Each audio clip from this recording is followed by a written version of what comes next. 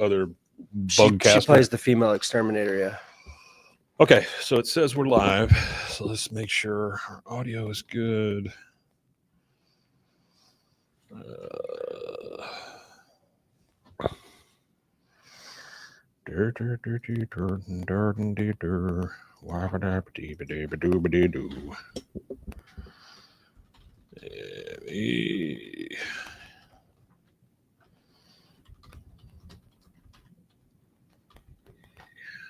All right, go ahead and say something, Rusty. Something or another. Hello, hello, hello. Is there anybody in there? Something or another. Okay, I think that works.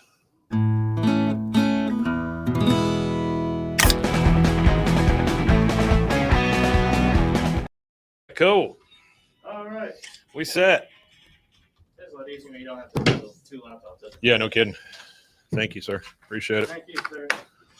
Thank you. All right. I will be out of town next Sunday. Oh, okay. That camera is going to probably need to be adjusted from where I'm sitting. Oh, yeah. We'll come over just a little bit. There you go. Down a little bit. Oh, like put the top of my head more. There it is. Yeah, there you go. There it is. There it goes. Oh, wait. Yeah. The ship keeps moving. All right, who we got here? We got Jamie Bautista. Good morning. Jamie, Paul, hello. Paul, yeah, no worries. Thanks for can you go down? thanks for sending an email. Y'all don't know how much that we appreciate that. It's cool throughout the week because when we're not recording, we're not always thinking about the podcast. So throughout the week, whenever I'm checking through emails and I see y'all's email, I don't know, I like that. It's pretty cool. Like, dang, somebody's thinking about my show. No, there's not a lot of slack. I'm going to unplug it for a second. Oh, no, you're fine right there. If you'll leave it right there, you're good.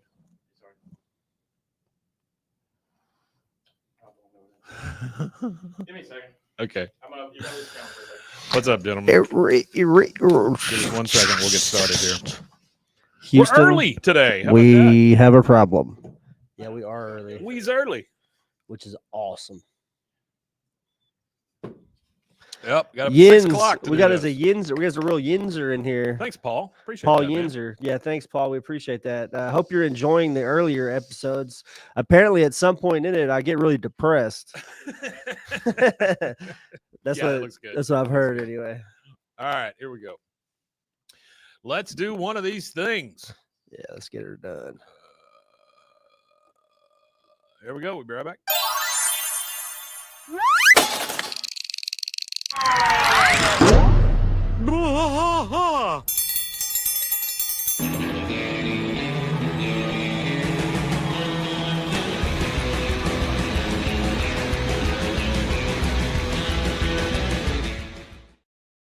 Hello. Bwaaa. I am Mike. And I am still Rusty. He's Rusty in a kimono. Trying to figure out where to put my hands. Yeah, I'm in a kimono. Tell us the story of the kimono. There's this app. You buy X amount of things, and sometimes they give you like little freebies. It's called you got a free kimono? Temu. Yeah, I got a free You got a free Temu kimono? I got a free Temu kimono. Okay. All right, sure. It was sold as open dress front. We are at King of the Hill, Season 7, Episode 21, or Year of Our Lord 7 ABE 16. Yeah, we got a question down here in chat real quick. Yeah, what's up? Address real fast. So we've got Jamie here said, you guys have another podcast besides this one. Me and Mike have actually had 3 podcasts. We've had one before this.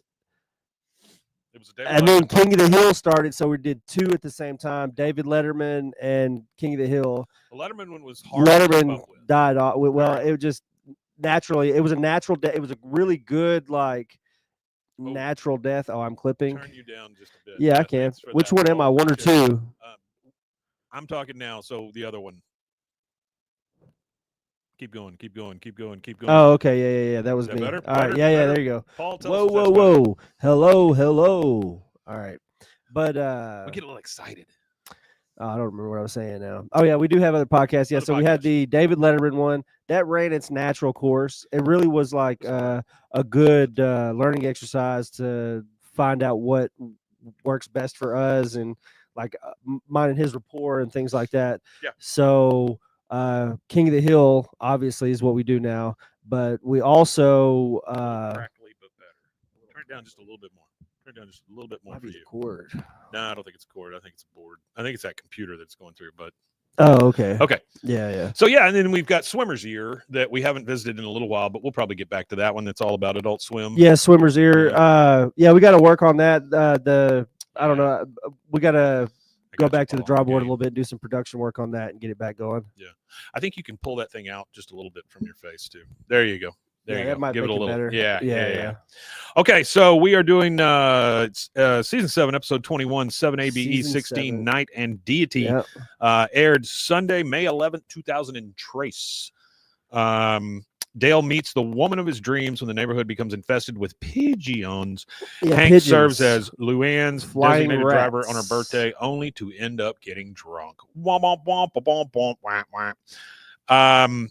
So this one is directed by Gary McCarver and Clay Hall, written by Judge Daniels and Garland Testa. I don't know that one. In your I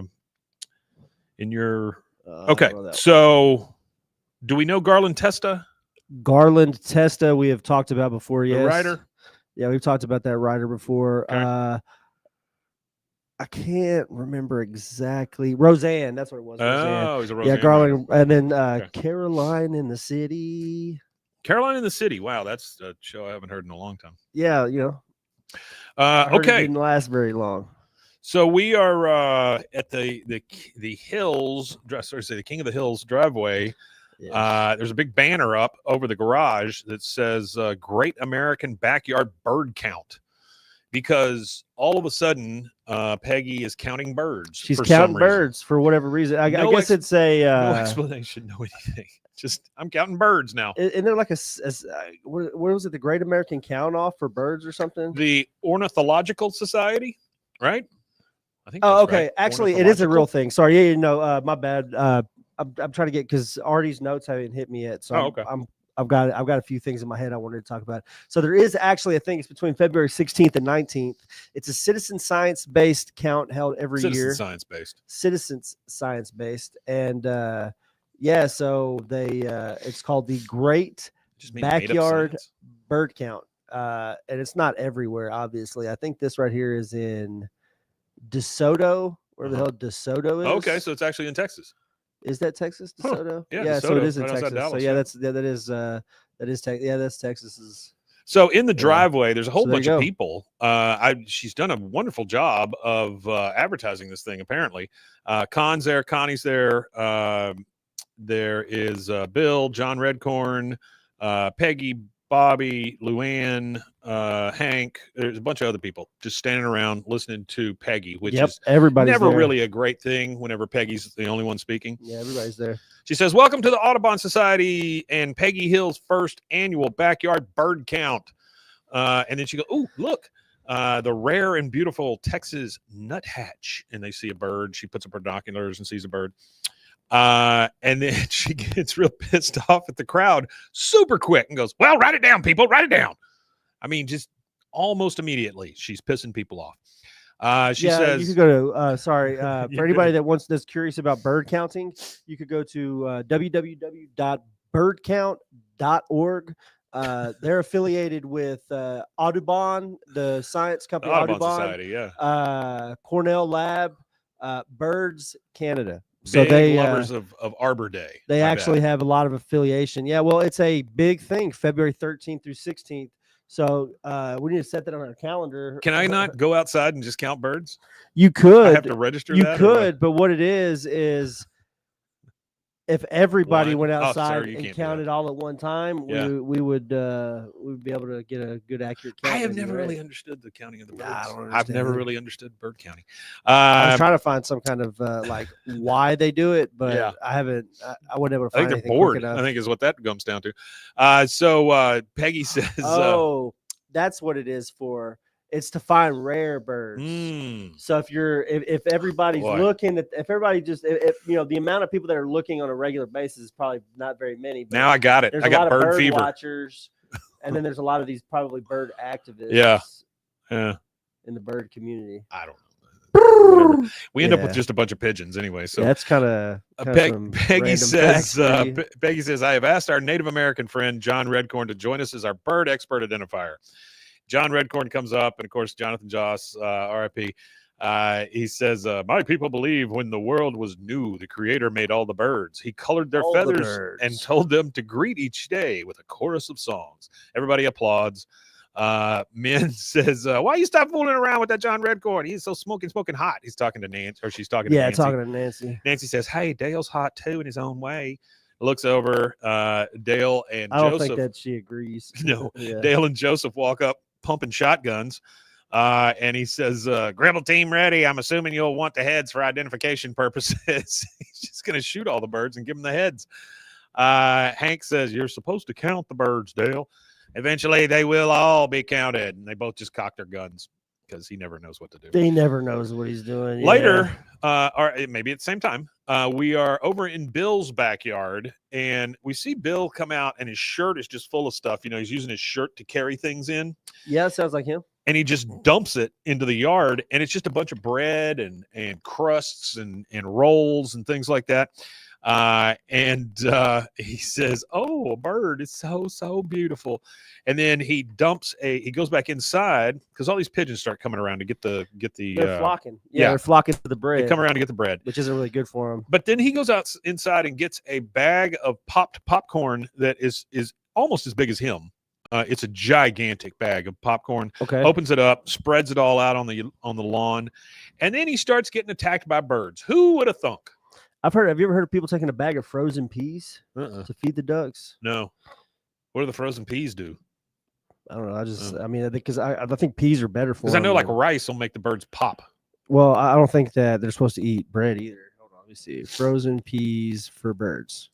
So yeah, they could eat. Apparently, you cook frozen mixed vegetables for parrots, so you'd have to cook them. Okay. Never mind. I guess that was something I heard that's not a reality. The birds, the pigeons start kind of attacking him a little bit. You know, it feels like Tippi Hedren in The Birds a little bit. That is an old reference. You're welcome. Alfred Hitchcock. It's actually that was actually one of the horror movies that was when my mother was a kid. So yeah.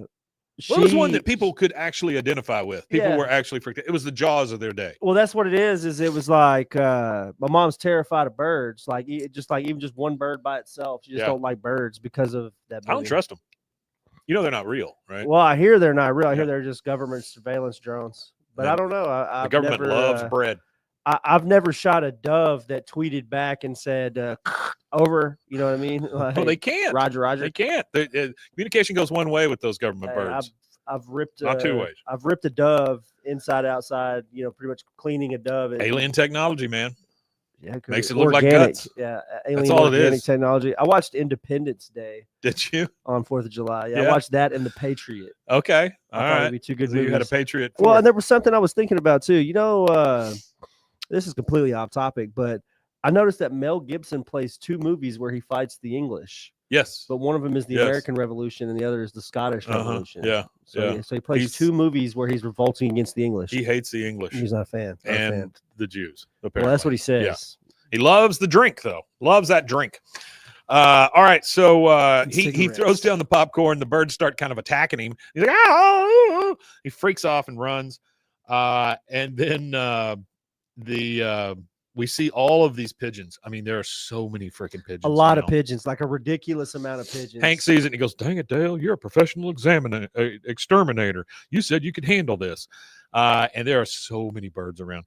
We kind of back up a little bit and we see in the alley now all four of them standing there, and there's this big sonic system. I mean, like we're talking giant speakers like at a rock concert or something. There's these things whirling around and all this stuff.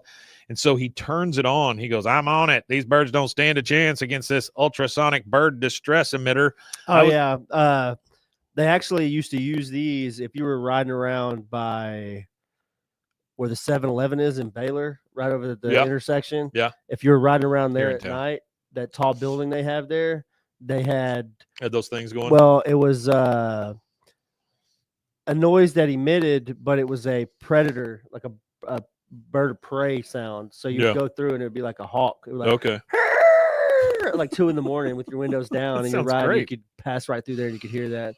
And That that's bank or why we're whatever in the it Guinness is Book of World by- Records. Whatever that. What is that building that's right there next to Foster's Pavilion? Is it like all the offices for the Baylor? It used to be an office building, and now it's owned by Baylor University as their like Paul J. Giamatti building or whatever. I don't know. It's just like an office, like offices or something. Yeah, it's just is, but I think it's where you go to pay for your classes. Honestly, Oh, okay. I think it's something like that, like a business office. like a you know? business office.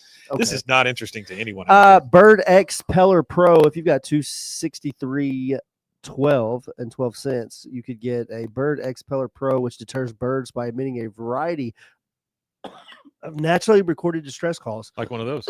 Yeah, so That's it's one a of the real thing. sounds. That's one of the sounds. It's just Rusty coughing. And Wow. Birds fly Yeah, away. sorry about that, guys. You're good. Hank is upset Wow. because Dale's supposed to get rid of all these pigeons. He's supposed to. And then Dale says, I was up all night listening to the sounds that'll drive you crazy. He turns it on. Everybody just immediately covers their ears. The birds freak out. They fly away. They're freaking out.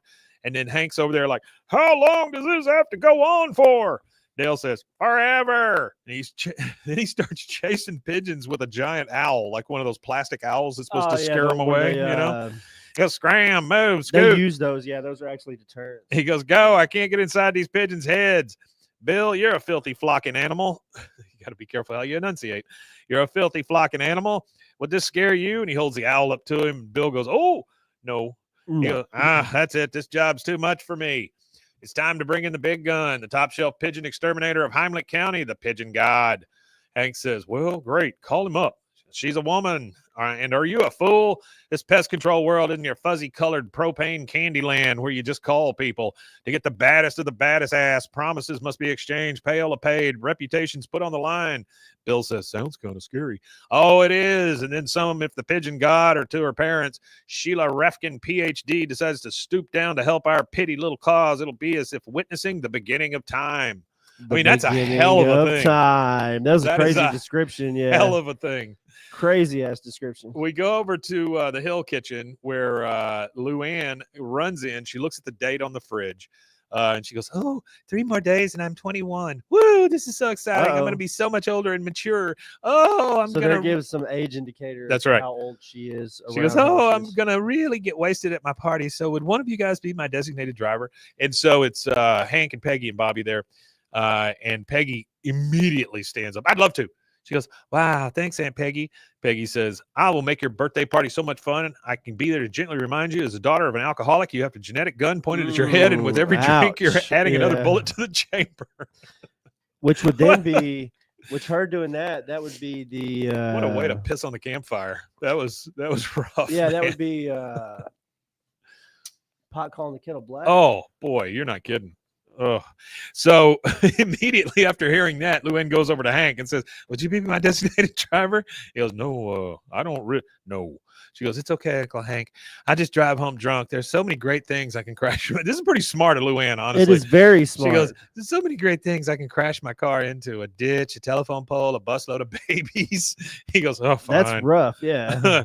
It was fine. And then Peggy looks at Bobby and says, Bobby, eat your chicken. He looks out. And their backyard is just covered in pigeons. He goes, I can't eat this. They're watching me. That's really Bobby's only line in this thing. That is. I can't eat this. He doesn't talk They're very much in watching this me. episode. Oh, it's crazy. All right, we're at night. Which is okay. Yes. At night, we got Hank in bed. Dale starts, or we hear a tapping on the window above their bed.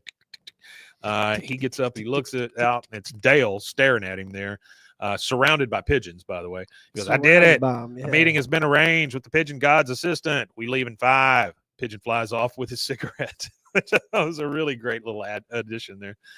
Now. Oh, the pigeon smoking a cigarette. Yeah, just I like flies that. off with his cigarette. He flies off with a cigarette in his mouth. So why does Hank go? He always goes with these guys, and yeah, he always regrets it. Really sure. He's just such a good friend. So they're parked in an alley downtown in the Buggabago. All 4 guys are in the van, by the way. All 4, yeah. Yeah. It's a journey. Yeah, it's a journey. He goes, he's not here yet. It's a setup. Oh. And he sees a van drive up with a grasshopper with a hammer next to it on the side of the van.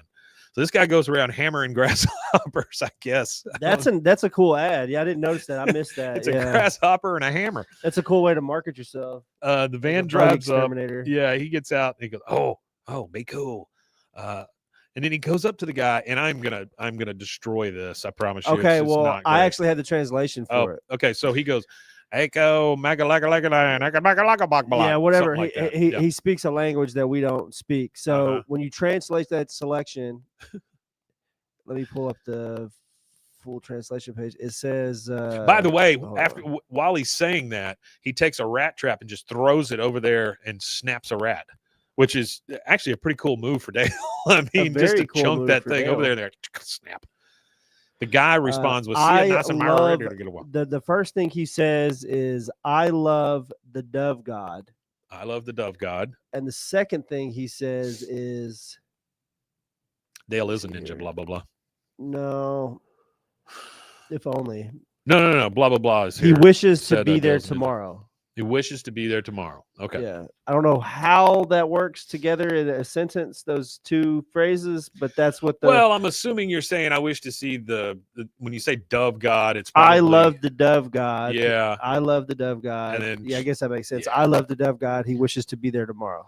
So we're back in the alley. Yeah, that makes sense. We're back in the alley. I just overthought it, I think, a little too much. And Dale says, Ireland's best exterminator is coming to our alley. What should I have her sign? My canister, my traps, my face? And then she drives out. She's very pretty. She gets out of the van. He goes, oh, my God, if I start acting like a fool, take me out with this poison. He hands poison. She, as she's walking over, a pigeon flies by. She just catches it out of the air, throws some glue on its feet, and lets it go. Dale says, oh, wow. Which is crazy. Why would you just put. Well, she tells you here in a second. Yeah, she does. I mean, it's just a weird. Who is scene. this? Who is this playing her? Oh, the voice actor for Sheila Refkin is Janine Garofalo. Okay. I don't have her. Yeah, that's her name, right? Janine Garofalo. She's a comedian. She was in. She was on the Majority Report. Wasn't she? She's in a bunch of stuff. But she was on radio too, right? Majority Report, I think is what it was called. I don't know about that. I don't know about her. She was a radio. co-host. That's where I know her from is radio. She's a but because she was on a bunch of stuff. She was on Ben Stiller's show, Larry Sanders, Saturday Night Live, Truth About Cats and Dogs, Wet Hot American Summer. Wet Hot American Summer. If you grew up in that ridiculous era and you were a teenager, you probably know who she is. Yeah. She did a lot of those. She did a news radio episode. Yep, she was in news radio. She's been around a lot of these people. As she's walking up, she goes, "How y'all doing?" Sheila Rafkin, Heimlich County Pest Management. This is one impressive infestation. She's looking around at all the pigeons. Yeah. Was this neighborhood built on a landfill? Dale comes up. Could have been. Actually, I know it doesn't, like, again, it's another irrelevant thing to most of the people here, but if any of our fans are listening that are from Waco, you know where it's the Stella Maxey Project housing, the government housing units on Herring. Yeah. Right there used to be a landfill. Oh, yeah. Not where they are, but right now, if you drive over there, there's like a lot of construction going on. Yeah. There used to be a big mound there of just like a big hill. Huh. And I drove by it. Well, yeah, all the pigeons. You pop it and they all bust out of the hill. Yeah. But like a magpie, like a you know, how many magpies can you bake into a pie? Right. No, but my dad, when I was a kid, I drove by there and I asked him. It's just something that's always stuck with me. I said, "Why is that big hill there? It's just a random hill." And he goes, "Well, that used to be that used to be like the Waco landfill, one of the landfills that they had before." Well, it makes sense. It's kind of out there, you know. At that time frame when that was a dump, it was like still a dump. 60s, 50s, 60s, 70s. Like my dad was a little kid, so it had to be like the 60s, 70s. So Dale comes up real quick. Dale Gribble. Dale's dead bug. Did I say Dale dead bug? Oh, idiot. Dale Gribble. She shakes her hand. She says, whoa, that's some kind of spray wand you got there. You happy to see me? Bet you can blast one hell of a gopher with that thing. He goes, I could blast through a horse to get to the gopher. Not sure why the wand makes a difference. Not sure why you would blast through a horse. Later, Sheila is on a ladder. The guys are down on the ground watching. And Dale is talking to the guys. He says, look at the way she applies that chemical. She has clearly read the directions, which I think that's a great line. And then Boomhauer, Man, that dang old cheetah looking all pretty like that, man. I'm talking about my bedroom, not talking about no pigeon, man. She shouts down from the ladder. She says, Dale, honey, would you mind grabbing a caulking gun and helping me out?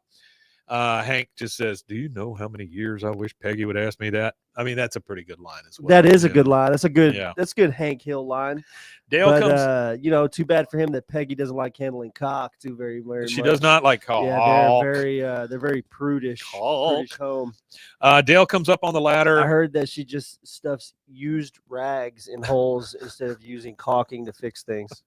She's that afraid of caulk. Well, she's afraid she's going to block it. She don't want to be a caulk blocker. Yeah, she doesn't want to be a caulk blocker. Yeah. That's right. So he gets up on the ladder and he's got his caulk gun and he's like trying real hard and he's shaking and he's so weak. He goes, I don't deserve to be administrating chemical next to an exterminator of your magnitude. I'm also not licensed to. It's just, I love just the little throwaway I like the truth lines in it, though. this thing. Yeah. Yeah, the little throwaway lines. Yeah, are so I'm not good. licensed to. Well, no, you're not licensed. She takes the buddy. gun with him and goes, oh, Pooh, you have to squeeze the trigger gently. Just pretend like you're holding a pretty girl's hand. Pigeons hate anything sticky on their feet. When the gel gets on their foot, they fly away because they can't handle the sensation. That's a real thing, though. Like I would imagine. With like exterminators, you know how like every other trade, they all have like side work they go do? It's the same thing with the exterminators. So there was a guy I knew that he had to come. It was a rent house that we had rented out, and we had to have an exterminator come in shortly after we had moved in. And it was like one of those things where the guy that I live with, it was like a lady he worked with's husband or something like that. Yeah. But what the guy would do is when he ordered all of his chemicals for the week, he would have his side job set on the weekend and he would order the chemicals or whatever out of his own pocket to cover his whatever they were going to pay. Yeah, sure. You know, side jobs, you're supposed to make more money than what the company is actually or less. We do it on your own time. Whatever you want to charge. Yeah. It's up to you what you charge kind of thing. But that's just one of those professions you don't think of somebody being unlicensed to doing. No, that's true. Handling chemicals and stuff like that. That's what I think is funny about Dale. I wonder if Dale's licensing issue is due to him losing his licensure instead of him just not ever having it. That would be cool if they would. I wish that would have been addressed more. I bet he just never got one because he hates the government to begin with. Well, I'm not, like I said, after a certain part of King of the Hill, I'm not super well versed on it. So I don't know if they ever address it. It's not something I remember, but I wonder if they ever addressed how Dale becomes. Yeah, I don't know. I don't know if that's an in there exterminator. Yeah, I might have missed that one. He drops the caulking gun, and you just hear from the ground Bill going, "Oh!" because it hits him on the head, I guess. Yeah. We're back in Nancy's kitchen with her and Peggy, and this is Peggy speaking. And then Luann ditches me for Hank. I have driven for 20 years without an accident, one that wasn't my fault anyway. Nancy's watching outside the window. She's watching Dale and Sheila and the kids. Hey, Artie, we Matanya to you as well. Nancy kind of squints her eyes out. She's watching outside. She goes, who is that woman? She goes, oh, that's the new hot shot exterminator. Anyway, so Luann says to me, and Nancy breaks in with her squinty eyes. She goes, she's trouble. But wouldn't that be poetic justice? Say new, though, because wasn't he like talking her up before this? Like yeah. She is this entity that's existed. I don't know that he talked her up to Nancy, though. That's the thing. Oh yeah. You know? Oh yeah. She's getting jealous. Yeah. This is like the beginning. This scene right here is like the beginning of her jealousy that kind of plays out to the climax of the show. She goes, she's trouble, but wouldn't that be poetic justice? I come back to Dale and then he runs off with another woman. Peggy, I think it would be hilarious, and I really wish that he did. It's not gonna happen. I really wish he did. Already sent in his notes, by the way. She says, she goes, oh, I would say it's ironic, but you're the one that it's happening to. You can call it whatever you want. I mean, even during this, she has to correct people. Nancy goes, excuse me, and she's very upset. She walks out with some purpose, by the way, and she goes over to Dale and Sheila, and then as she's walking up, the two guys, hey Trey, how are you? The two guys that are the three guys that are down there watching, they're trying to warn Dale that Nancy's coming, and all you hear is dangle. And that's it, right? And then he sees Nancy. He says, Nancy, I was just telling Boomhauer that Sheila's can and your can share some striking similarities. Show him your can, Nancy. Just show him your ass is what he's saying. Show him your can. She goes, I don't think so. I don't like looking at like you looking at other ladies' areas. He goes, how can I help it? She's got your hot bod and my hot mind. It's like some science experiment. It's gone horribly right. Then you hear from on top of the ladder, Dale, honey, could you bring me up the Johnson's Pestigo Bird Repel Gel, 320 milliliters? He goes, oh, man, I could talk about Johnson's Pestigo Bird Repel Gel, 320 milliliters for the rest of my life. Okay. He goes, hey, Nancy, could you grab it for me? It's right behind you. She looks in the little pile of tools and chemicals they have over there, and she can't tell what the hell's what. She don't know. Yeah. She finally hands something to him. He goes, oh, you have no idea what it is. He goes, oh, I shouldn't laugh at you, but when you picked up the diazinon, oh, I got to send that to Bugs and Giggles. He gets up the ladder with Sheila and Nancy. Bugs and Giggles. Bugs and Giggles. Okay, so the second one that he mentions, yeah, because we looked up a chemical that one time Bugs too. And Giggles? No, diazinon's a real thing. Yeah, it is. So it is an organophosphorus insecticide used to control pests, insects in soil. Yeah, well, because it's organic and it's a phosphorus a phosphoro based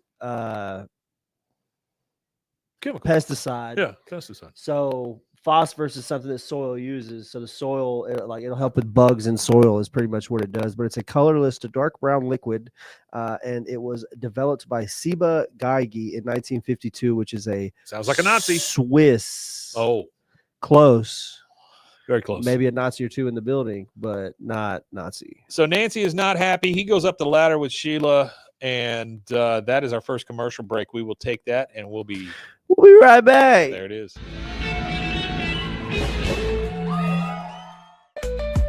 Join the Daily High Club, the premier destination for glass water pipes, vaporizers, and accessories. Since 2015, we've sold over 1 million quality products and teamed up with legends like Snoop Dogg and Tommy Chong. Ready to elevate your smoking game? Visit dailyhighclub.com for our El Primo subscription box or shop unique pieces today. Discover the world of luxury sex toys at Luxury Toy X and indulge in the ultimate pleasure experience. For years, we have been dedicated to the belief that sexuality and wellness are essential components of a happy and healthy life. With over 70,000 satisfied customers, we take pride in our ability to provide products that enhance your sexual well-being. Join our community of satisfied customers and unlock a world of pleasure and self-discovery. Visit luxurytoyx.com today. Cleanse your body of accumulated toxins and embark on your wellness journey at your own pace. At Global Healing, we provide premium supplements to help your body heal naturally. Combine that with OrganicHemp.com's top quality CBD for ultimate balance. Start your healing journey today at GlobalHealing.com and OrganicHemp.com.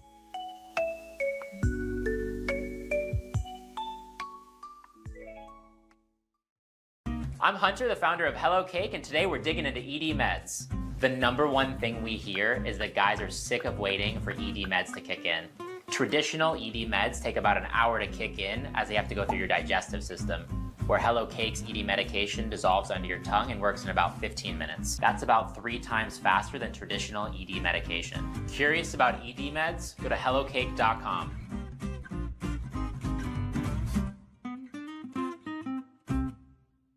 Relax with Hemp Delicious. Organically grown hemp, massively blended with delicious organic herbs, responsibly sourced for their holistic benefits. Each sip offers calming, antioxidant-rich wellness. Brewed just for you.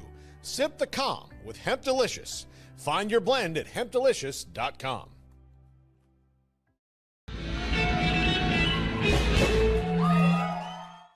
Gig in the Sky when he helped the pigeon. Yeah. He's just going over some references. Down, yeah. Going over some references that we missed. All right. So we're in the alley with Bill, Boomhauer, Hank, and a bunch of freaking pigeons. By the way, you guys, I hope that you enjoy those commercial breaks because, listen, you know, we play those kind of commercials on all of our shows, right? Yeah. All of our video type shows. You guys are the only ones that get the dick pills, all the hemp products, yeah, and the sex toys. Y'all are the only ones. We have stated before that if you guys want to help us with content creation to fill those gaps, we have to have something to fill those gaps as a natural pause for the show. Yeah. But if you guys want those spaces filled with something else other than what we fill them with, then feel free to send anything in. There's sure. There's something that I wanted to start. Eventually, I will get to it, but I wanted to do. You're talking about them recording things? Well, them Send them recording in? things and sending them in or whatever, but weather in your neighborhood. That way, I would do like localized weather for us, Yeah. obviously. But then a fan gets to whoever I pick that week. I'll do our week forecast for like from Monday out, and Yeah. then I'll do ours from theirs and ours from. What Monday is it? out. Family Guy, where they go to the weatherman, he goes, "It's raining. It's That was raining. That's Yeah, the whole thing. the Al Roker parody. Yeah. All right, so we're in the alley with Bill, Boomhauer, Hank, and a ton of pigeons. You hear, yep. Yep. And then down the fence, you see Dale, like, you know how when like two teenagers are like each other, they're kind of pushing each other around and giggling and all that stuff. They're doing that, but they're in their bird killing suits. She goes, "You're so funny." Well, And then- it's that thing where him and his wife really don't have any like common interests whatsoever, not even remotely have any of the same common interests.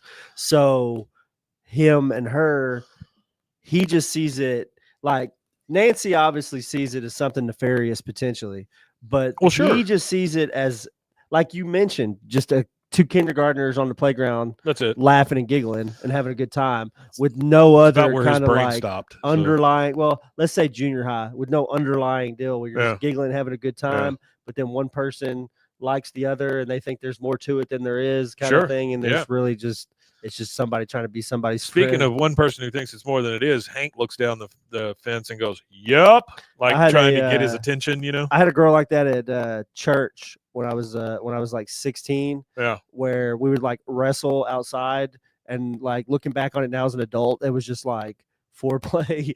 Like, oh yeah, like absolutely, sure. Like, You just don't know. Nothing ever happened from it, but obviously, but it was a lot of times it's that kind of thing. It's that kind of thing. They're just, it's just like they don't even know what they're doing. So he goes, "Yep," trying to get Dale's attention. Dale goes, "Pardon us for being excited. We're unleashing some pretty supreme chemical in the alley this afternoon. Tell them about the chemical, will you?" Talking to her. She goes, "Well, as you know, pigeons live in a flock. So we pick the alpha male. Then we feed him a mild hallucinogen called Avitrol." Dale says, "Which is cleverly disguised as a kernel of corn. Bill, don't eat any corn on your lawn. Don't eat any corn on your lawn." Which, here we go. That's been a problem in the past with Bill, apparently. Avitrol for you. Yeah. If you want to learn more about Avitrol, you can go to Avitrol.com. But apparently, may cause bowel movements. Avitrol is something that is used in a lot of different things. Toothpaste. They have it mixed into grains. Apparently, it's a humane way of getting rid of them. Getting rid of pests. Yeah, it says it's a scaring agent. So he says, "Bill, don't eat the corn off your lawn." She goes, and then the other pigeons see the alpha male flipping out. They say, "Hey, we don't want any of that mess," and the flock relocates itself. So, I mean, it sounds like a great plan, you know? Sounds good. Dale says, "Isn't she a freaking genius?" "No, wait, she's a god." Then we transition down into the basement. This is something we never see. Nancy is down in the basement smoking a cigarette, watching the CCTV feed, so the security cameras from the outside. She's watching Dale and this girl go back and forth. She's pulling a Dale on us. She is not happy either, by the way. No, she's doing a Dale Gribble. And this episode right here for me shows how much she knows how to use Dale's stuff. Oh, absolutely. And how much she pays attention to what Dale does. Yeah. So you think she's just this distant, local TV weather lady, distant from her husband. In reality, this shows that they're a lot closer, because like to be able to go sit down at somebody's workstation and turn everything on and know how to use it all, and like go into their files and click and open their programs, like and stuff says, like that. First time Nancy's been shown using Dale's spine equipment. Yeah, that's absolutely right. And I just think it's funny she's standing there smoking too at the same time, like it's, my brother's computer, it's part of it. His is a console to get into the computer. Yeah. So you got to type a bunch of crap to get into it before you can get into it. Yeah. So like I could not sit there, like nobody on earth could sit down on his computer and type in the exact things that need to be typed in to get into his computer, kind of thing. And I feel like Dale would have had some type of Linux set up to where it was set up to where it was all console, everything's ran from console, and he's like, I feel like he's computer savvy. I think he thinks he's that smart, but I don't think he is. You don't think so? No, I think he probably is. I think he has a copy of Windows XP. Mountain Dew on the stove, yeah. So she's down there watching that. She is not happy, but you also Mountain Dew on the stove. You overhear the other exterminator, the woman, say, "Oh, I'm doing an overnight at the Econo Suites this weekend. Pigeons, rats, silverfish. You feel like coming along?" He goes, "You're asking me to join you on your route? I'd love to." That's your first problem. Okay. It's getting a little flirty. Now we're in Nancy's kitchen. her. Peggy and Nancy are in there. She's talking to Peggy again. She goes, "And tomorrow night they're going on an overnight extermination job, just like when John Redcorn and I went on our migraine cruise to Ensenada." Peggy says, "Well, you need to just tell Dale to back off. Use this if you have to." And she holds up a cast iron skillet, like she's telling her just to hit him in the head with a cast iron skillet. Out. Yeah, knock him She goes, out. "Oh, how can I say anything to him? I was unchristian to Dale for a long time. I just want my Shug back, Shug." I love that. I love Nancy. I think Nancy is one of the funniest characters because she's Nancy a lot. always in character. And the Shug part and all that stuff. I mean, she's just so I like funny to Nancy a listen lot. to. I think she's one of the underrated. She really is. Minor characters. And I wonder, she's gotten an upglow or a glow up, I guess, but in the new stuff. You seen the new clips? She's got short hair, like an older lady. Yeah. I don't know. I'm kind of interested now that we've lost the voice actor for John Redcorn, Jonathan Joss, as you and I know better than a lot. But yeah, so I'm kind of curious now as if they keep him in the show, because they've already stated that Luann and Lucky have an explanation. Yeah. But they're not going to be in the show. Yeah. There's going to be like mentions of them, and maybe, sure, maybe a call. You hear talking on the phone or whatever. Yeah. But it kind of makes me wonder what kind of happens with Nancy, because like half of Nancy's character is about the relationship with John Redcorn. Yeah, sure. In relation to her relationship with Dale, kind of thing. That balance, because eventually she goes back to John Redcorn when the show's over with. Yeah, it's a weird one. Before season 13 happened, she's back with John Redcorn again anyway. So it's kind of weird in that sense. Like, how's that going to play out? I don't know. Peggy has some actual sage advice for her, and she goes, "Maybe you should just try to be more involved in Dale's life. Be a bigger part of his world." Peggy does not do that with Hank. Not by at the all. way. She knows nothing about propane. And she goes, "But Dale's world is so, I really don't want." And she goes, "No, I wouldn't either, but you seem to want to save this thing." I mean, Jesus. All right, so now it's the alley at night. It's just Luann and the cooler. She looks down, she checks her watch. It turns to 12 a.m. She puts on one of the pointy party hats, and she gets a beer out of the cooler and takes a sip. And she's just like, "Yep." Mm-hmm. So happy birthday, Luann. She's now 21. Happy birthday, Luann. Artie says Peggy totally discounts the Gribbles' marriage as a joke. Yeah, that's true. That's true. She does. She always... and that's one of those things where she interjects things that aren't her business, like the intricacies of their relationship. You can't, just because she's cheating on him, you don't get, that's not yours to discount. No, she's already discounting it herself, but it's not yours to discount, because Peggy knows better than everybody. You don't know all of the nitty gritty, intimate details. Yeah. So it's just best to not get involved. Just stay the hell out of other people's lives. Now, if they were closer friends, it might be a little different, but they're like, I don't think you can be a close friend with Peggy. I don't think anybody can. I be don't a close think friend with Peggy, because no. Peggy's going to screw I don't you think with Peggy, one way or another. But honestly, if I had a buddy who was in this situation, I would have to tell my buddy, "Hey, like, you're like, if my buddy was John Redcorn, like, I would have to be like, what you're doing is wrong. Continue to do what you do because you're an adult, but just know that it bothers me." My thing's like shit or get off the pot. That's it's it. a trust One way or the thing. Really, it breaks down to like a trust thing. Like, if the one person that you marry that you're supposed to love and did all these vows and did all this and did all that with, and you're willing to do that to them, me as your friend, what are you going to do to me? My issue with that is always the lying, because you have to look at your partner and lie to them every single day. Yeah. But anyway, so it's Luann's birthday. She is now 21. It is. She is she celebrated by 21. herself in the alley. Now we go to Dale's house, and you see Nancy wake up. Luann went from 19 and a half to 21 between season 4 to season 7. That's true. Yeah, she did. That's all jump right. in She age. ages differently than other people. Well, not only that, remember the theory is this is just 1 year. It's 1 year anyway, Uh, which kind of gets ruined by these kind of things. Nancy rolls over in bed and she realizes Dale's not there. She gets up, she comes in, and Dale is in his recliner, no pants. Jeffersons are on because they always are. And not Jefferson's, Sanford and Son is on because it always is with him. He's on the phone. He's like, I totally agree with you, Sheila. The second Lionel Jefferson was much better. I guess it is Jefferson's. The first guy was all fro, no show. Are we simpatico or what? She comes in. She sees him talking on the phone. She kind of cuddles up to him on his chair and starts messing with him. He goes, I'm on the phone. He goes, Sheila, let me call you back. He hangs up. He goes, fine. Here's my ear. Touch it. Like he's over there messing with his ear. And he goes, That's fine. funny. Here's my ear. Touch That it. Lionel Jefferson thing, I had a deal for it. Yeah, because the Okay. actor got replaced. He got replaced. Yeah. Actually, there's been 4 actors to play Lionel Jefferson over the course of All in the Family and All in the Family reboots and things like that. So you've got D'Urville Martin. He played in 2 unaired pilots. Artie then says they- the original left to co-create Good Times. Yeah, I don't know about that. But He did. what I do know, D'Urville Martin, he did 2 unaired pilot episodes, and you had Mike Evans, who played him from 71 to 75 and from 79 to 81.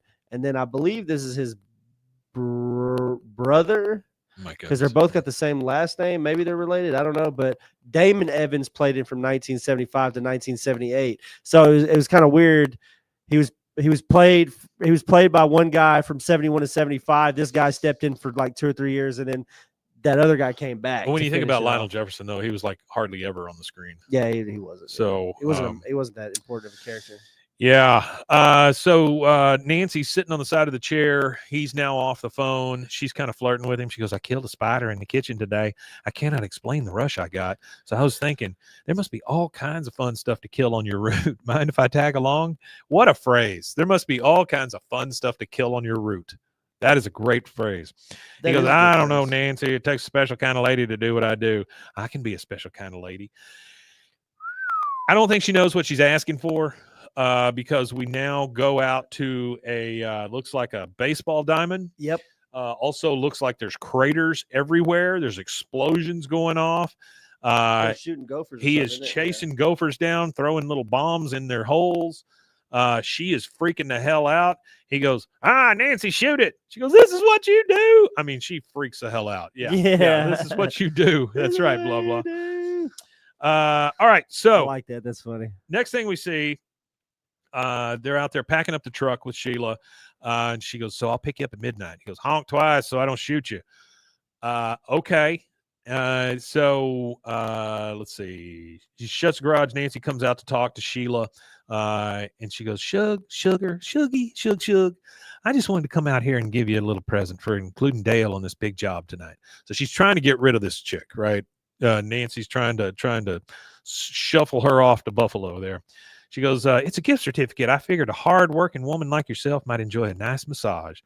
The girl says, John Redcorn's New Age Healing Center.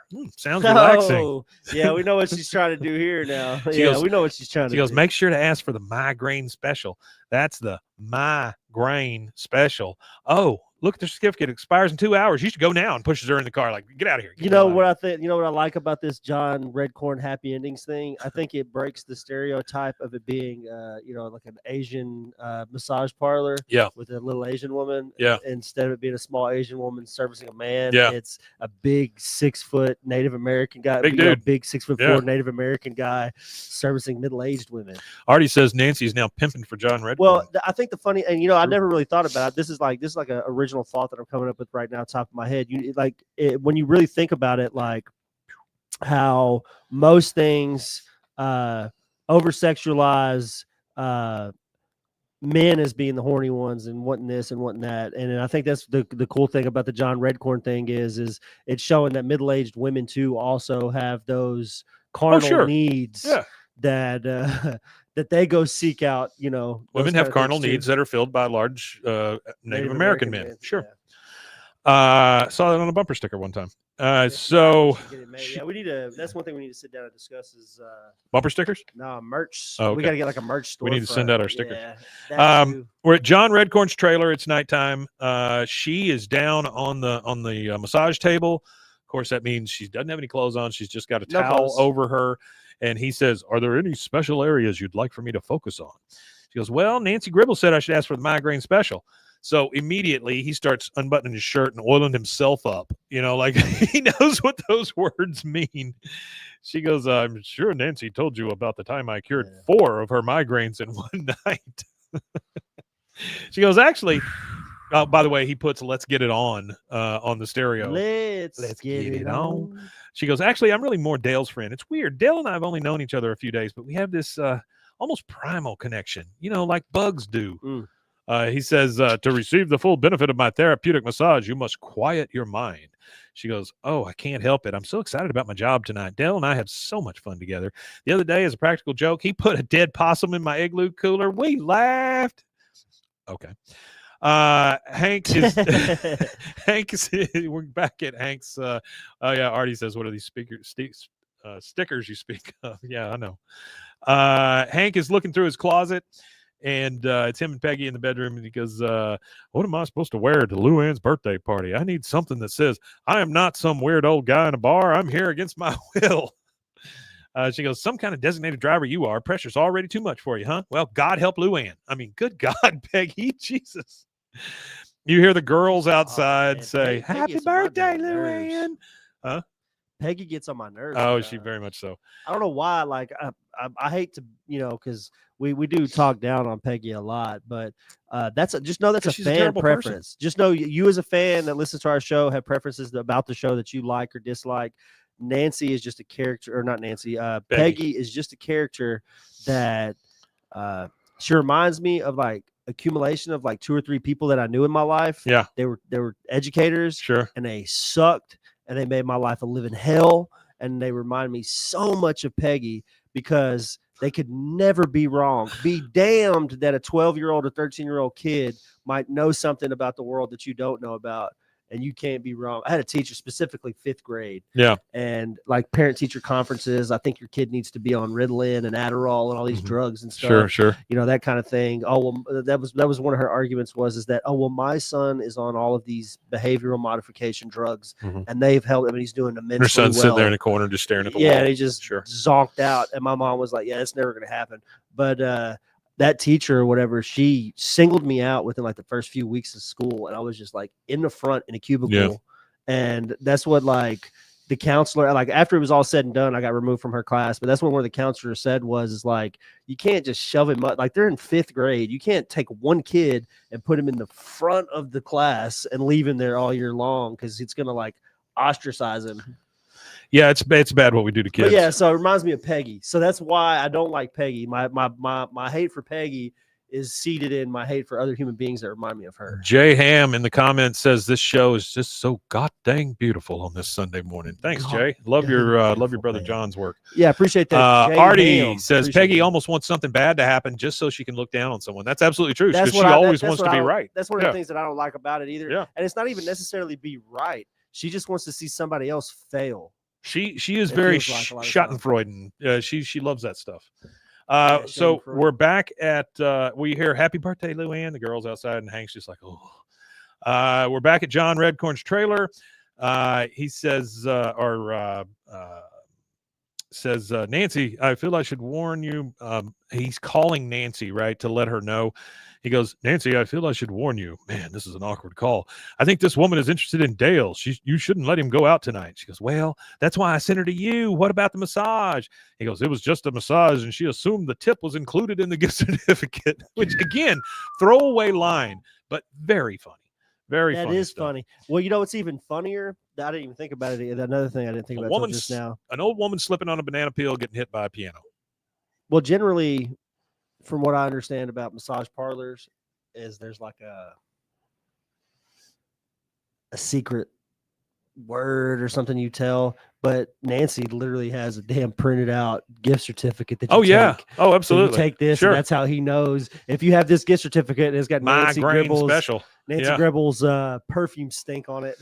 Trey says Peggy is the most problematic character on the show. You're absolutely right about that. Out of the main characters, yes. I think there's more problematic characters on the show than her. She out of is the one whole of them, though. She's group definitely of one of them. characters. But if you talk about the main 5, just a nuclear household of Hank Hill with Luann included, I feel like Peggy is the most problematic character. Yeah. All right, now we're at the bar where at the Hank is bar. going to be the designated driver Did for. we see a name for the bar? I Yes, guess, what it's was it? Shellackers. Shellackers. Shallackers. Shellackers. 3 girls and Hank. They're showing the ID at the door to the bouncer. He goes, "What's up, Hefner?" Which that's a very blue collar name for a bar, because a shellacker, according to this, is somebody who shellacks. Yeah, but you're getting shellacked. Yeah, is what a they. Yeah, like worker you're who getting faded. applies You're his getting whatever, that kind of shellac. thing. Yeah. The doorman calls him Hefner, and Hank's like, "Hey, you take that back. I'm the designated driver, and I'd like a wristband that reflects that." We then flash inside, and Hank's there sipping the saddest Coke you've ever seen. And he's got his little wristband that has little martini glasses with the Ghostbusters cross on them. So he can't drink, right? He cannot drink. He cannot drink. It doesn't stop Which him is here in a weird, second, but he can't drink. Because no time in my life when I've ever been a designated driver has anybody ever put a wrist or an X or anything on my hand. They would just let me get free. Oh, you've never been to sodas all night. Shellackers? Well, they would just let me get free sodas all night. Never, you know what else? I haven't been designated driver very often in No, my I life haven't either. either. Yeah, no, that wasn't me. I tried to get out of that one. Yeah, it's not. So, I designated walk. All 4 of them are in a booth. Hank's sitting on the inside of one of the booths, and the girls are kind of looking around the bar, and Luann clocks this guy. She goes, "That guy's so handsome, and you can tell by how hard he's laughing at that lady's joke that he's got a great sense of humor." That's not how you tell Luann, but okay. They see each other. And Luann's friend goes, "He's got a great sense of ass in those jeans." Hank immediately, hey. He doesn't want any part of that, right? Definitely Hey. doesn't want any part of it, and you can't blame the guy. So they Do see you want each any part other. of that? No, They see each other, and the guy starts coming over to talk to Luann. He comes over and says, well, you hear him over there giving the line to this other girl saying, "I don't normally pick up chicks in bars," but then they clock each other. He starts coming over, and Hank's like, "Oh God, no, I can't be here for this." He gets out and starts wanting to get out of the booth. Then he walks over, and the guy says, "Hey, what's your name, beautiful?" She goes, "It's Luann, but you could call me beautiful. I'm totally floating in a bar." She's just so happy that she's in a bar. She's flirting with somebody. Speaking of bars, Yeah. So most people, their first experiences with bars, 18, 19, 20 years old. I grew up in bars. So my mom managed pubs. You were shaped by them. Well, I was. You grew up in the darkness. I was shaped. Yeah, I mean, there's an element of like anxiety that comes from that. Yeah, for sure. Like whenever I'm From in a crowded bar? spaces. Yeah, I mean, you're 11 years old. It's like 8 o'clock, Yeah. 9 o'clock at night. Yeah. You're at a bar and you got all these weird characters in the bar and Alright. stuff like that. But Cheers made it look so fun. so by the time, there's no bars. There's no bar in Texas in any of these rural towns or anything like that. You might go to Dallas or Austin or San Antonio or Houston and find a bar like that. But if you're going to be in Papa Joe's? a little podunk, when I think of bars for like Hank Hill and them, I think like honky tonks and stuff like that. Those Sure. kind of little slightly rough around. They're just not fully a biker bar, but a lot of bikers show up to the bar. Could kind be. of feel, Yeah, could kind of be. thing. But that's the one thing that at 21, I had my 21st birthday in a bar, and after that, I was like, I've been in bars since birth. Like I learned how to read in a bar. I wasn't in a lot of bars, but I was drinking by the time I was 15. So that was I actually learned how to read inside of a bar. Oh. I learned how to read. Yeah. BEER. I used to sit with beer. a phone book. Oh I yeah. used to sit with a phone book. And my mom used to do like recognition stuff. Like This is she'll be getting like, sadder by the minute, Rusty. Find, the more you tell me about find this. a refrigerator. Well, I mean, it was that was They common made me practice read in out the of a old country. phone book in a bar. That when was I common 11. practice in the old country. I was like 18 months, 2 years old, Yeah. somewhere around there. And you could Yeah. read? Yeah, I've been reading since I was about 18 months. Trey says hole in the wall is what you're looking for, Rusty. Yeah, hole in the wall. All right. So the guy comes over. He's talking to Luann. Luann says, I'm totally flirting in a bar. She's just loving the fact that she's 21. Hank says, I have never needed a beer so bad in my entire life. We see the guy again. He goes, I don't normally pick up chicks in bars. So he's using that same line again. But you're special, kind of like a sunrise in Italy. Have you ever been? You would love it. She goes, oh, my God. Are you inviting me to Italy with you? No, Luann, he's not inviting you to Italy. Yeah. Where did she get that from? Nobody even said anything about it. Yeah. Hank says, oh, I'm sorry, but this is just so asinine. I'm going to go get another free soda. So he gets out of the booth, moves past them, and goes over to get a free soda. And then he walks to the bar. And he just kind of to himself, he's going, oh, the sunrise, just so silly.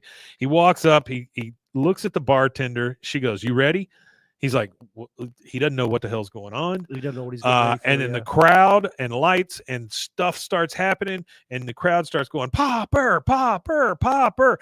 They grab Hank, they put a sombrero on his head, they hold him down and start pouring tequila in his mouth. He goes, no, I'm the designated. And like, Hank is drunk.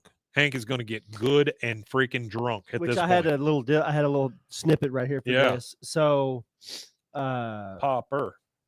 It's based on a Simpsons episode. So there's a similar episode where Barney Gumble is the designated driver. Barney Gumball, and he ends up there's like a chugging contest or something happened in the bar, and he ends up chugging the beer and not being able to be the designated driver, which is funny that it's kind of a similar because there's a lot of similar writers. Yeah, there's a lot of we've discovered that over the years of doing this. So at Fox there's an overlap in a lot of the Fox animated stuff with different people that works on both. Yeah. All right, so he gets a bunch of tequila poured in his face. Now we're back in the alley with Bill and Boomhauer, and they see a pigeon just like doing, I don't know, he's like stumbling and shit all on the ground. He goes, I'll tell you, man, dang old pigeon freaking out, man. Bill goes, oh, it's the chemicals. He's tripping pretty hard. Come on, we'll get you through this, little fella. He picks up the pigeon, and then we see from the pigeon's POV, just their two faces just going whoa, whoa, whoa, like a Scooby-Doo, flashback or something. Nancy looks out the blinds. She's inside her house. Hank gets shit-faced. Yeah, you're absolutely right. Nancy looks out the blinds, and she sees the female exterminator coming up to the house, and she's in the house with Dale. Dale's getting ready to go. She goes, I don't know why you need to go out with her tonight, but I'm not going to stop you. He goes, I'm so nervous. Can you smell my armpit? I don't think my deodorant's working. What a marriage, huh? Can you smell my armpit? Can you smell my armpit? Doorbell goes off. Nancy goes, Dale, you cannot go. You just tell your little friend to go home. He goes, well, that's not very friendly. I never told you to tell your friend John Redcorn to go home. See you in the morning. And he leaves. My significant other, actually, when we were dating, shit on me. Lovely. Well, I mean, you laid naked. Did you ask for with that? Your significant other? No, I didn't ask for it. But we had pizza that night from, man, I can't remember where we got it from. But she got white garlic sauce. Domino's, I think it was. But she got white garlic sauce. I didn't touch the pizza because I ate my pizza. I don't like white garlic sauce. But she got white garlic sauce on her pizza, and it made her sick. So she puked and shit on me on the same night. Wonderful. We'd only been dating for a little while too, maybe a couple of months. Yeah. So I thought it was kind of funny. She like shit and pissed on me. Oh, sure. And generally that's like grounds for dismissal. But yeah. I had a date throw up on me one time, but that was about it. Well, it was like out of a dead sleep too. I'm like half drunk, like a little bit of drinking. Sure. And I'm like laying there asleep. And the next thing I know, she's like waking me up, puking because she's already shit on me. Like she already shit in the bed, and she like woke me up because she's puking and she's shitting. So it was horrible. Yeah, Love's a funny thing. It wasn't very good. Yeah. So she doesn't want Dale to go. She's told him not to. He said that's not very friendly. He said something about John Redcorn. She immediately felt all the guilt, and then he leaves with her. And that's where we take our next commercial break, and we will be. Oh, hold on! Before we take a commercial break, we're going to answer this guy's question. We'll be right back. We will be. He's got a question for us. Yeah. Jay Ham. He said, "What is your favorite one-liner from any episode of any season?" Oh boy, it's kind of tough for me. That is a tough one. My favorite one is interaction between Bobby and Hank, where when Hank goes, "I love you, son," and he goes, "Hell, I love you too, Dad." Yeah, that's my favorite. That's like a good one. My favorite. I mean, it's hard not to like, go with, that's like my purse, snippet. And stuff like that. I mean, it's hard not to go with stuff like that. But I do like all of these, and I can't remember them all, but I do like all the little throwaway lines that they throw in there. There's tons. This of episode is really packed with them. And there's a lot of them throughout, though. Yeah, there's a lot of them throughout the show where doing this, like tearing apart every episode. Yeah. Really see it more. Like yeah, when we're do. reading the script, you absolutely do. There's lines that I didn't catch before. Well, but now that I'm reading the script and I'm reading the script with the show, and I'm again, I go through analyzing it. I go through the entire episode, right, and do everybody's voice and put in notes and all that stuff. Yeah, Mike really goes above and beyond. But no, I'm not saying it because of that. I'm saying I even don't catch some of those throwaway lines until we're sitting here reading back through it. Yeah. So anyway, Nancy is feeling guilty. Dale has left with his girl bug friend, and that's our second commercial break, and we will be right back. There it is. BwaaaAMD.com. I've always had thin hair my whole life. It breaks off at a certain length. In the last 6 months, I've noticed it just really bad. I mean, you could totally see it. I wear a hat a lot. I tried several different products. My experience with the BwaaaAMD hair regrowth kit was amazing. It was easy to use. It let me take off my hat. I could go in public and have my picture taken and feel normal again. BwaaaAMD.com. Farmhounds offers natural treats and chews made with quality products that support family farms, regenerative agriculture, and humane farming practices. Give your dog the best with wholesome, organic ingredients that promote health and happiness. Shop now at farmhounds.com. Introducing Muck Off's classic pink bike cleaner, powered by revolutionary nanotechnology that breaks down dirt and grime on a microscopic level while protecting your bike's delicate finish. Developed by our mad developer Alex and tested by riders, our products are made by riders for riders.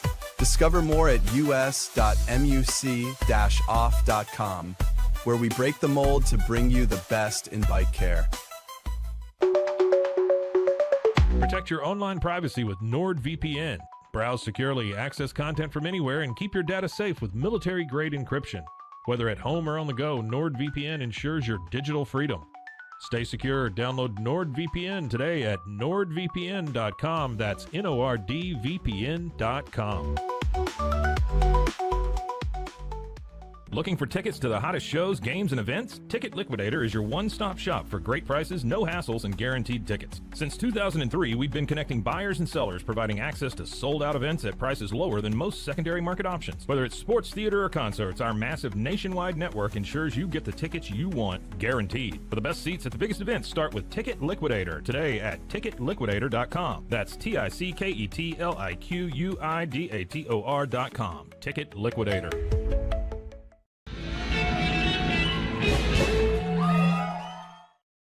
And we are back. And we're back. And before we get back into the show, I just want to let everybody know me and Mike are experimenting. Me and Mike are tech savvy. We are tech savvy. We know how to connect things together and make technology work. But learning an application and learning how the application works and using it is new to us. So everybody that's listening, if you're not already on our TikTok, go over to our TikTok. Please hit the follow button, whatever notification thing to find out when we go live and stuff like that, because we will be going live on TikTok. And, me and Mike have to diversify and start getting different things. Me and Mike have said that we're going to do it for a while, but we've got to really get on it for you guys. But we're going to try to get things for Patreon. We're going to try to do TikTok. We're going to we're just going to try to get everything. We're going to tick to the talk. Especially with the new show coming out. We've got By the way, I just put this Philadelphia Project. Eagles helmet on my head. That is a Philadelphia Eagles helmet? I am not a Philadelphia Eagles fan.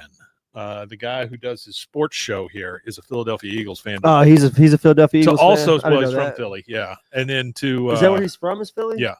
Oh, I thought he was from Texas. And I then didn't he's know he also wasn't from got here. an LA Dodgers hat here for some reason. So the guy. So didn't he go to crosses LA many though? boundaries. Didn't he go to LA too? Didn't he I do don't like think so. no? No, we're talking about TV's Pete Sousa. Pete Sousa. Pete Sousa. All right, so Trey says it's nice seeing Nancy squirming because her karma is coming back at her in a major way. If only Dale would close the deal. Yep, gotcha. And then Jay says his favorite episode is when Hank tells Bobby to throw a poncho over him until they get out to the truck. That's in Husky Bobby. Do you remember Garanimals? Yeah, you talk about the brand? Yeah, yeah, it's still around. That was for Husky kids. Also, they had a lot of Oh. Husky kids wear. Okay. You would have to match the two. Like you get the tiger pants and the tiger shirt, and that's how you knew they went together. Garanimals. Oh, okay. I know what it is. Though. I've heard of the brand. I've also heard Bugle Boy. Wore some Bugle Boy in my Bugle day. Boy. Boy, Yeah. that is, ooh, boy, that takes me way back. Thank you to Audience Edits. Audience Edits. In the TikTok chat for Okay, so 746 likes. Whatever the Nancy's hell in the that means. kitchen with Peggy and some Boggle, by the way. We got a Boggle And some appearance. Boggle. Nancy says, this is going to be a long night, Shug. Thanks for waiting with me. She goes, we will get through this together. She picks up the Boggle thing. You know how it's got the little thing that all the letters are in? Pop. And she the just little- shakes like crazy. She just shaking. Nancy just gets enough of it and just throws it down. What's that one where you push it and it pops? That is Like a Trouble. dice game. right? Trouble. Yeah, Yeah. Trouble. That's what it is. Next, we're at Bill's house. It's him and Boomhauer. Yeah, And they Boomhauer. have basically created a chill down tent for this pigeon who is tripping real hard.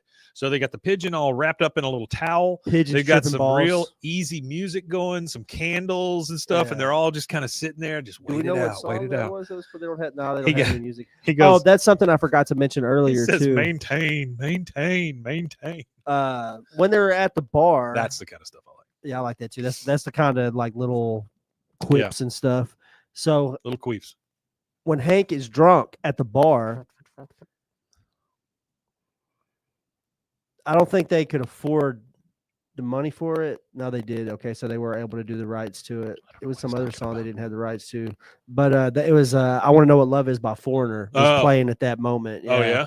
yeah. But I want to know what love is. Yeah, I want to know what love is. Yeah, but the coincidental thing about that is that Foreigner has a song called Luann. You know, I heard a story about the lead singer of Foreigner the other day. Oh, This has really? nothing to do with any Well, of that's this. coincidental though that we're Yeah, absolutely. discussing Foreigner, and it comes Yeah, up. and you watched it. Yeah. So this guy, he was the lead singer of Foreigner. And when they would do live gigs, this is towards the end of them touring. Yeah. He would go up, and in one of the songs, he would include the lyrics, "I'm gonna put a star on your anus," I'm gonna put a star on which your I don't know what that noose. means. I don't know what that means. I have heard of an anus. He would say it over being and over called a and chocolate over. Sure, chocolate starfish. starfish, but you're going to put a star on their anus. That doesn't make any sense to me. I think the guy was on pigeon drugs. That's how you bring it all back. Thank Where you do very we much. get the pigeon drugs? I've done Um, horse drugs, but I've never done pigeon drugs. So They there, do you can get ketamine prescribed now by doctors. if you squeeze It enough used to be a horses, horse dog. It used to be a horse drug, but they found out that apparently we're all a little worse. psychedelic experiences with mushrooms and ketamine rewire your brain while they do it. Sure. And I don't know any of the science behind it, but apparently in that rewiring, it changes it can help change negative behaviors as well as I've read a lot of papers on alcoholism related to psychedelics and people getting off alcohol using mushrooms and things What a like that to fun get off read. of them and stuff. It actually is. It's really interesting. Artie actually. says this Really scene with interesting. the tripping pigeon is the one where they couldn't get the rights to Pink Floyd. That's Yeah, the fun yeah, fact I that's a was good trying to catch, think Artie. of. They couldn't Thanks. get the rights to it, so it just sounds a little bit like it. So Bill's just going maintain. They're talking to this damn pigeon, by the way, and It's Boomhauer's called like, "The Great Gig in the Sky." Was the song? Boomhauer Yeah. says, "Yeah, man, you just home, just chilling with your lady, old net, the little bird in the sky, man. You just poop on my car. We'll talk about that later, but don't worry about it right now. it's just the funniest little weird I think it's scene. sweet. I think it's kind of sweet. It is very sweet, but I'm saying it's just an odd. It's an odd It thing. is odd, but I think it's kind of sweet for old Boomhauer. So we're back at the bar. Boomhauer's We little got sweetheart. Drunk Hank coming in, and Drunk Hank embodies everything you think Drunk Hank would embody. Like one side of his shirt is untucked. You know, he's just unkempt. He looks messed up. He just looks drunk as hell. Yeah. He comes in the scene and the girls are there. He goes, "Oh, I just fell down. You know why? I'm drunk." I mean, I'm drunk. She goes, "So am I. But you're our driver." This is Luann talking. She goes, "You're our driver. I can't drive and you can't drive. How are we going to drive if we can't drive?" He goes, "Yeah, I know it's terrible, but I put this song on. It's mine." So there's a song playing. The friend says, "You played the same damn song 6 times in a row." He goes, "New rule. You can't listen to my song anymore. Oh, I'm having so much fun, you guys. Ah, happy birthday, Luann. Let's do this every Friday night." And he passes out on the table. I mean, just this whole rule number that one. is- You don't get to tell me that what is to do. Hank Yeah. drunk. Hank is out of there. All right, so we're now at the Econo Suites, which is a real thing. It is. We're in the stairwell. Artie says Hank didn't want to go. Now he wants to do it every Friday night. Yeah, well, he's drunk. They're in the stairwell. Yeah, you want to do everything when you're drunk. And they've so got a you little wake black up the next light, day. and they're looking for these rat urine trails up the stairs, right? And he says, he goes, "This is so great. For the first time in my life, I feel like I'm really detecting rat urine." The girl says, "Dale, all we ever talk about is work. Let's take a break." She opens the door to the roof, and she's already got a picnic set up out there with champagne, all kinds of stuff. Yep. It's getting iffy now. Yep. It goes over to Nancy and Peggy in the kitchen. It's 1 a.m. Peggy is just flat ass asleep in the chair. Yep. 1 o'clock in the morning. Then Hank wakes up in the back of the guy's car. This is the guy that picked up Luann in the bar. Mm-hmm. And Luann says, "This is beautiful. Where are we?" The guy says, "It's where I park when the world doesn't make any sense to me." This guy is full of shit. That's what this guy is. What it is saying what she wants to hear. Uh-huh. Yeah. Luann says, "Does this make any sense?" And she goes to kiss, and Hank's in the back, and he's just like, "No!" He does not want to be there at all. Nah, We you go don't over wanna to be a part of that. We go over to Bill and Boomhauer. They're still calming the pigeon down. Now we go up on the roof, and they're sitting there, and she has other designs. Dale, he's not even thinking about this as romantic or anything. He's just not, thinking it's not even remotely in his. No, that's it's not. What's crazy about it's it. not. And He's naive. That naive. That he's he just doesn't- with someone he respects very, very much. Yeah, and on a he's working killing level. things, which is what he's chosen to do. and he loses respect for her after that. So he's looking out there and he goes, "Look at all those pests out there. I wonder if we'll ever win this war." She says, "Don't you just find the mating habits of animals fascinating? When a pigeon wants to mate, it makes this noise." He goes, "Interesting. When cockroaches want to mate, they flush all the air out of their book lungs. It sounds kind of like," he just wheezes. And Okay, wheezes. so I guess I'll have to tell everybody what a book lung is real quick. Yeah. So a book lung is a type of respiration organ used for atmospheric gas exchange, which is breathing. Sure. Now I'm gonna start saying that. Yeah, I can't atmospheric gas exchange right now. I'm out of atmospheric gas I'm exchange. sorry. Y'all can time. come on in the Yeah. elevator, but I have to atmospheric gas exchange. Yeah, but Trey says, "If only Dale wasn't so slow." Yeah, well, he just Yeah. doesn't think that way. Yeah. So apparently this it is present in many arachnids, scorpions, spiders. So And my ex-wife. Yeah, my ex-wife. All right, so Yeah. he does his wheeze. She says, "Well, it's getting late. You want to go downstairs? I got us a room. I'm warming up some brandy in the coffee maker," which I think is just the classiest thing that's I ever like been that. said So on this show. again, that's one of them lines. What's And up, then Black he- Ant? And then they flush all the air out of their book lungs. That's one of them. It's just a funny line for no Uh-huh. reason. Uh-huh. You know? She says, "I'm warming up some brandy in the coffee maker." He goes, "Wait a second. Are you attempting to know me?" Like in the biblical sense, I'm assuming is what he's saying.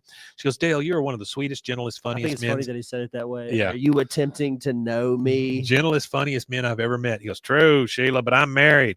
It's just us tonight. Next time the Oh. wife's putting the moves on you, Mike, you need to tell her, are you attempting to know me? Next time my wife's putting moves on me, I'll check her temperature to make sure she's not sick. That she's got brandy on the coffee pot. He goes, oh, no, You know your Missy. luck's in. There are 3 people here tonight. You, me, and my wife. I've taken 2 oaths in my life. One to the NRA and one other to Nancy This is Hicks hilarious, Gribble. dude. That's funny. That's another one of those, again, just to explain to Oh, yeah. what was his name? Jay Ham, that there's a lot of these funny things that aren't really meant to be. They're not intentionally funny, Absolutely. but they're funny to me. It's kind of like Common Side Effects that we both just Sure. finished watching. Yeah. It's got a lot of those well-written lines that they're not meant to be funny, but it's hilarious. It says Dale, she's the pussy like John Elway. I don't, I don't know what that means, Trey. I like the phrase, but I think it's funny. She goes, it's just us tonight. He goes, oh, no, Missy. There are 3 people here tonight. You, me, and my wife. I've taken 2 oaths in my life. One to the NRA and the other to Nancy Hicks Gribble. Nay, Nancy Hicks. I stood in front of God and all my friends swearing to be an honorable and truthful man. So I'm not going to lie. I have felt a small insect-like attraction for you, but my wife is the greatest woman there ever was. I think you should go. He hears, he turns around, faces the lights of the city or whatever, and then behind him he hears, he goes, geez, woman, take a hint. He turns around and he says, you heard me. I love my wife. And there's a pigeon there. He's talking to a pigeon. So. Oh, he's saying that she's throwing it at him. Like Oh, John she's Elway, throwing the pussy like John Elway. I got you. She's serving cunt. which is funny. So there's a line from I typed that in to see if there was a lyric or something for. Oh, yeah, like a song lyric. Axel Alexis on the block. She throwing ass in this bitch for the whole gang. Hail Mary pass like a John Elway. There you go, Trey. All right, so the next thing we see is Nancy's in a robe on the couch. She's waiting for Dale to come home. She's really worried that that he's hooking up with this other exterminator. She hears the door and she goes, Dale? He goes, man, you should have seen the size of the roach I couldn't kill. We are never staying at the Econo Suites. Hey, did you know Sheila was trying to come on to me? She goes, no, really?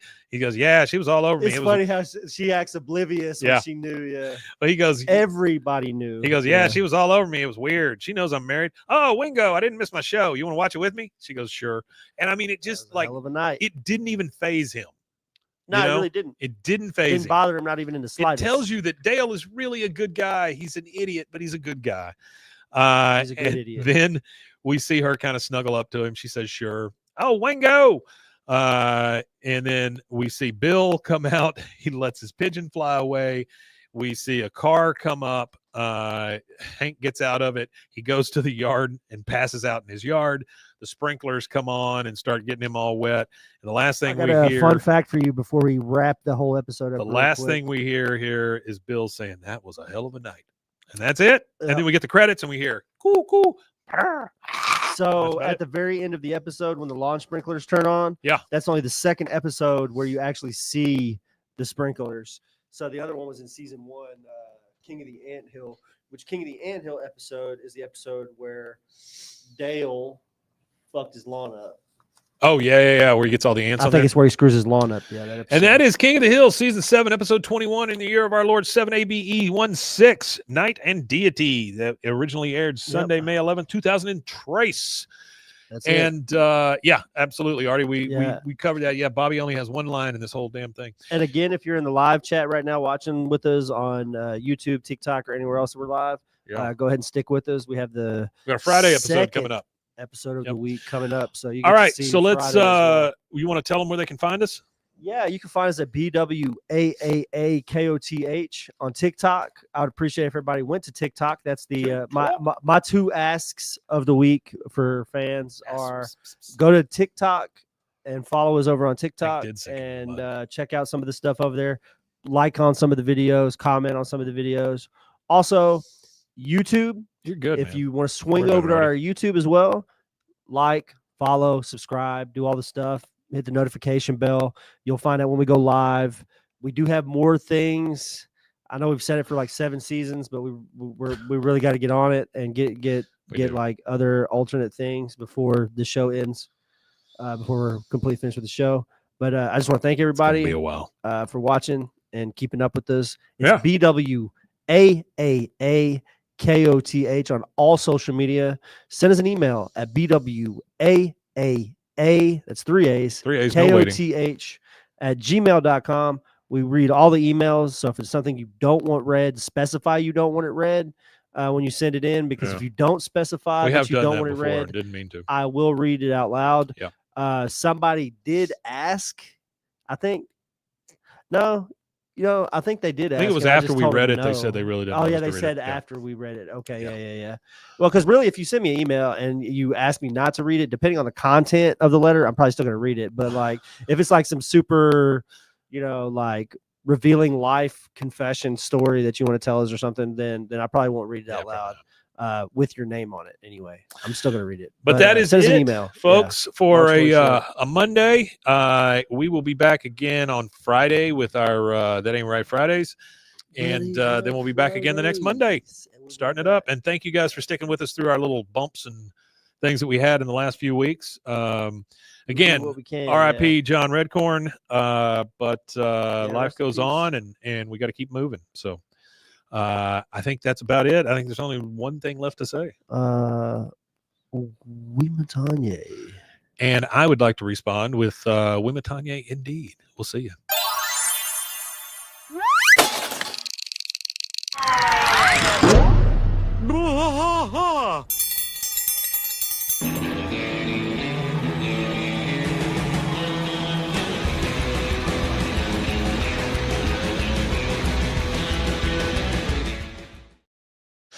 All right, guys. Thank you for sticking around. We're going to do a quick Friday episode. This one's going to be about the new animation style.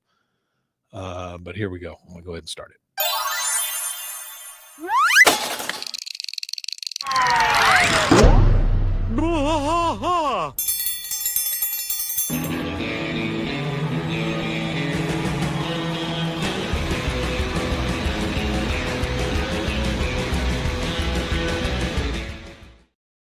Hello, hi there, ho there, hello there. Welcome to Bwaaa, King of the Hill podcast. I'm Mike. And I am Rusty. Rusty, it is Friday, and we do a That Ain't Right Friday. Today, we are going to talk about the something to do with the new revival of the show. And it's something that does have me a bit concerned about the show.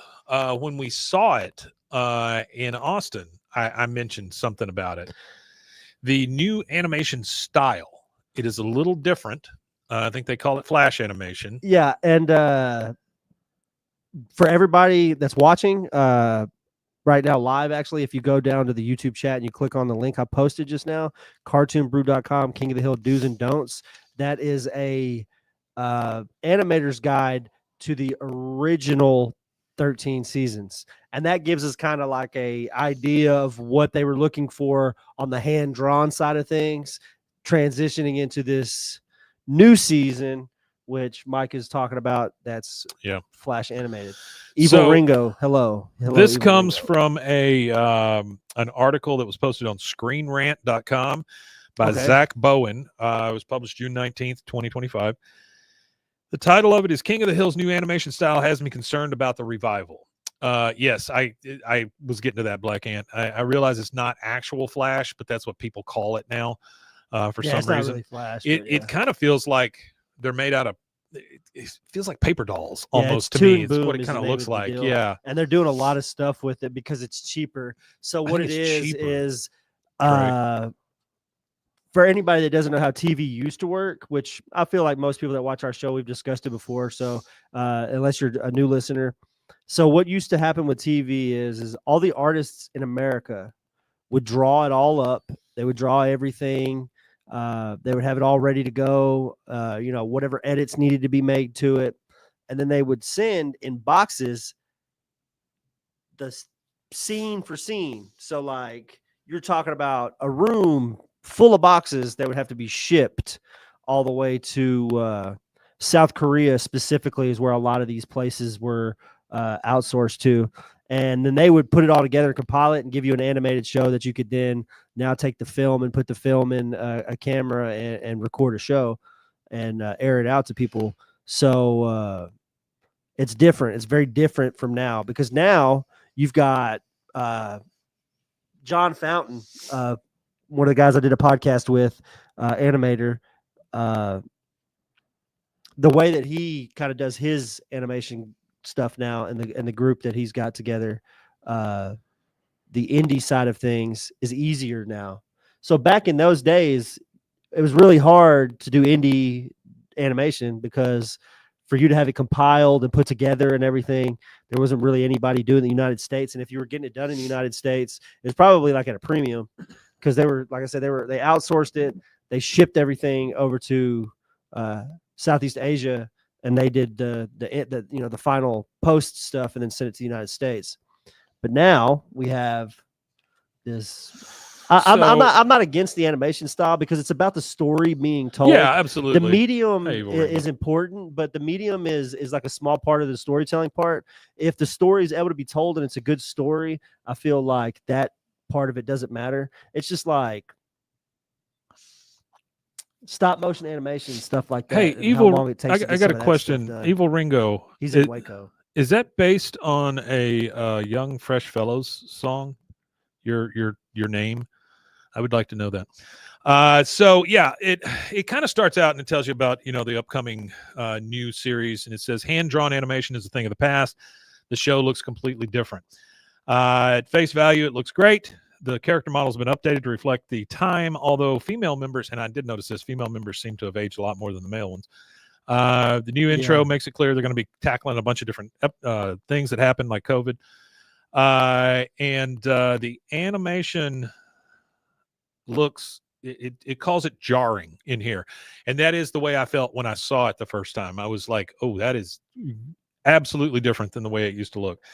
It says in a clip released by Hulu, Hank is seen admiring George W. Bush Museum. Interestingly, Hank previously met Bush in a season 5, episode 1, Perils of Polling, where he's got the weak handshake. What makes the footage stand out is how obviously the show is rendered with computer animation. When the series premiered in 1997, everything was done with hand-drawn animation. Unfortunately, that time is long past, and animation is created digitally now, which is a complaint that Hank might even make. That's a good point. Given how long King of the Hill originally ran, the series did transition away from cell animation in later seasons. Even with that change, the series still looked mostly consistent. With the revival, the new animation looks shocking. I agree. He says, no, it's just based on that. Stop sending me fan mail, Ringo Starr. Oh, okay. All right. Check out My Friend Ringo, the song by Young Fresh Fellows, Seattle band. Given how long King of the Hill originally ran, it went from cell animation, still looked consistent. With revival, the new animation looks shocking. The characters don't appear to exist in the same space together, and it pulls the viewer immediately out of the scene. I agree with that. It says the new animation style clashes with nostalgia. It could take time for viewers to adjust. Animation fans will likely lament the change in style. Digital animation is ultimately cheaper and faster, so the direction of the series can't really be faulted. It's just how things are done now. However, it could be done better. With what has been released, the animation looks choppy. Returning to King of the Hill should feel like revisiting something nostalgic, especially as the world has changed with the characters. I want to see how the residents of Arlen have grown in their intervening years, but the animation is deeply distracting. Now that sounds, I think that's over the top. Well, that's what I was going to say. It's deeply a lot. Distracting. Well, it's a lot, but a lot of the language that was used in that is definitely over the top and excessive. I've read a lot of bitching about it on Reddit and stuff, people complaining about the animation style. But again, I'll argue, I watch whatever. Mike, you watch whatever. Well, but again, at the end here, so many things that you could complain about, and the things that like the weird the weird indie art films and stuff that there's so many things I could complain about the film, but it's not necessarily about all the pieces of the puzzle. It's about the puzzle when it's all put together. It's just jarring, though. And I think that's a good word for it because it's so different from the way it looked the last time we saw it. And that's the only jarring thing I find about it is that we're now faced with a different animation style that we're used to seeing our favorite characters in. Uh-huh. That's what's jarring, I feel like. I really don't think that this animation style is anything new to any eyes that are watching television nowadays. Anybody that's watched animation since this went off the air, they started doing all the computer stuff like heavy when this went off the air. Before this went off the air, you know what I mean? Like, all I was going to say, though, is 8 years before this show went off the air. Had you given me some warning, I probably would have been cool with it. But to just throw it up there and expect me to think it's the same thing that it was, that puts me off a little bit. But at the end of this article, I don't think they're throwing it up there with the pretense of people, they know it looks different. They know it's going to be. They know it looks different. And I think that's a part of it.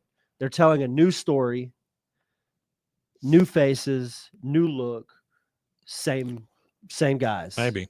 I feel like that's what it is, really. Okay. And not only that, it's 2025, so it's going to be. Let me read the end of this. It says, I have faith in the writing of the show, and the comedy will hopefully be on the same level as it was before. The series won't be a replica of what happened in the 90s, and it shouldn't be. The response to the show should be based on the quality of the material, but unfortunately, the budget behind the animation could bring it down. Viewers may be able to settle into the change, but it remains to be seen how King of the Hill will be received once it reaches streaming. Yeah. And I agree. Like I say, sitting in that theater in Austin, when we first saw that clip, I was like, ooh, I don't really like that. And I will probably get used to it. It'll be fine. But again, it's one of those things where it's like, just give me some heads up before, so it's not so jarring. Evil Ringo says it's I'm tolerant with how bright and saturated it is. I'm just put off by how jerky and unsmooth the motion is. I agree. Also says it was okay with how it was on Beavis and Butthead, but that's the whole point of that show. It was always ugly. So I don't know about them not being on the same plane. I haven't really noticed that, but it does kind of bother me a little bit, the animation. But like I say, I'll get used to it. It'll be fine. Well, you know, and we're there for the characters and the story more than anything. I would also say it's more perfect, and I think that's what is jarring. Is with digital animation, you don't get all the nuance that you get in hand-drawn stuff. That style of digital animation feels like it sucked the soul out of it to me. Yeah. Well, if you go back and you watch a lot of King of the Hill in the early years, yeah, you could go and you could look, and you got to nitpick at it, but you could find on every single episode different things that when you send it all to South Korea, there's going to be some small flaws. And I feel like that is what is the most jarring part about not just the new revival itself, but I feel like in a lot of modern digital animation, there's some digital animation out there that used to like Chowder, the show Chowder. Yeah. The patterns on their shirts as they're moving across the dill, the patterns move too. Yeah. So it always used to like it would mess with my eyes. But that's a choice they made. But that's what I'm saying though, is like all of these things and all these like design flaws and things that people might not like yet because we've only seen snippets is just, I feel like right now people are looking, and it's not everybody. It's just the haters on the internet. It's just the people that are chronically online. They find every little thing that you see about it to be negative about. At first, you know, Black Ant says also the first season King of the Hill has some ugly animation. It was kind of charming, but they figured it out slowly over time. That's true. Yeah, all That's of them. true. If you look at The Simpsons for the first not even the first season, but the first few episodes, because they figured it out within season 1. They kind of polished it by the end of the season. Artie says King of the Hill's animation is like dramatic TV shot on film after animated shows are like sitcoms shot on video, if that makes sense. That does kind of make sense, yeah. It makes sense. But either way it goes, we'll get used to it. I'm not against it. I'm not upset with it. I want to see it first. Just because I'm jarred by something doesn't mean I'm upset with it.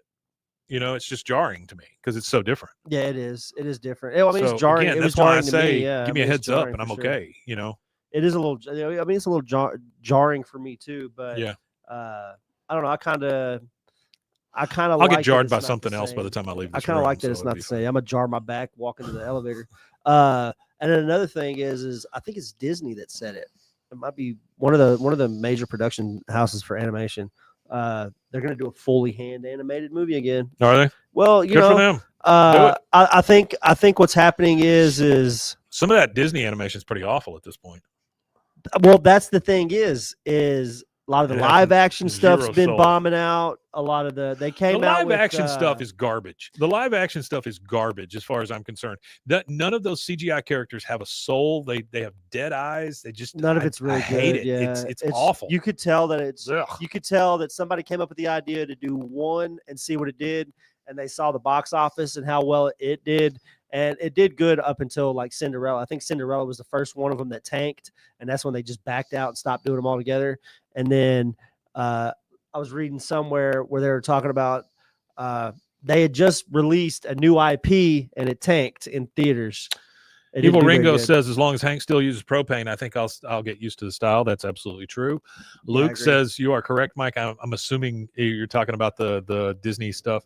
Artie says new viewers won't have context. They won't notice anything. You're right about that. Season 1 had the animation behind Rugrats and As Told by Ginger and Wild Thornberries. The Wild Thornberries. That's from Black Ant. Not all of them, but some of them. I actually know the guy that worked on Wild Thornberries. So Evil Ringo also said hand animated. Here's hoping that gains traction and starts a revival. I agree, and I think we may see some of that. And the only thing that changes these things is money, right? If they start losing money, they'll try something else. If they make money at that, they'll keep doing more of that. That's really all it is. King of the Hill newest season doesn't use rigged, as said by yeah, they're not rigged. Yeah, I got you. Yeah, they don't use the same kind of thing. But anyway, again, it's one of the jarring things. It took me out of it at first.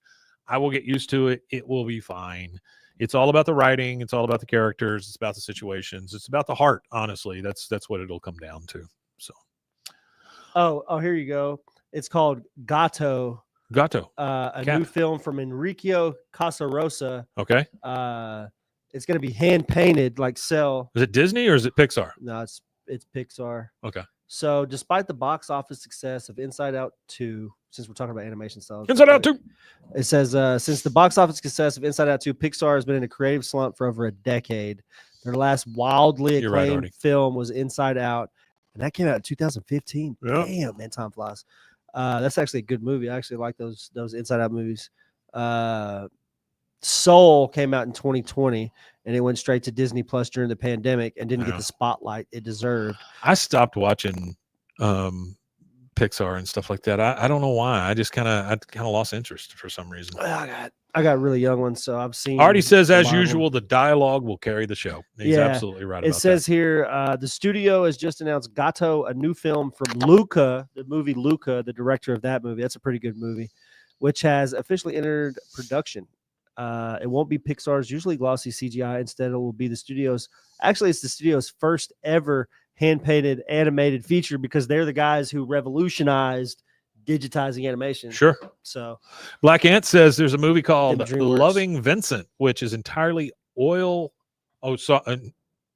Entirely oil painted in the style of Vincent van Gogh. Oh, that'd be kind of fun to watch. Yeah, that would be fun to watch. There's a company out there called, oh yeah, look at that. I don't remember what it is, but they do immersive experiences. They go from town to town and go to like museums and stuff and do these. Imagine the sets and the because they're painted. Absolutely. They're all painted, so you got to paint the clothes they're wearing. But there's a company out there that you walk into basically a Van Gogh experience, right? Everything is like moving and done in that, and they do it in different artist styles. I've always wanted to go to one of those. I thought that would be really cool. That's really cool that he had that because that is the first. It says the first fully painted animated feature film. Huh.